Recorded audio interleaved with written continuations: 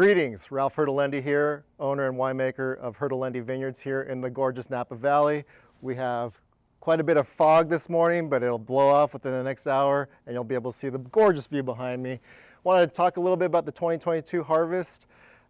This year we had a lot of curveballs thrown at us. We had heat spikes, we had rain. Mother Nature just threw us a bunch of curveballs.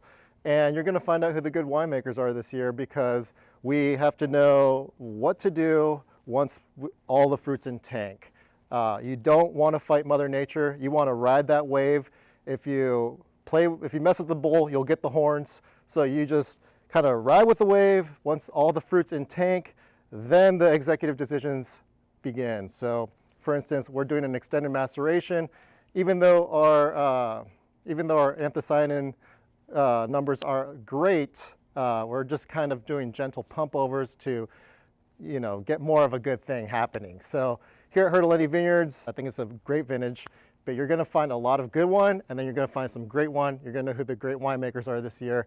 If you want to learn more, stay tuned with the Napa Valley Vineyards Association. Cheers.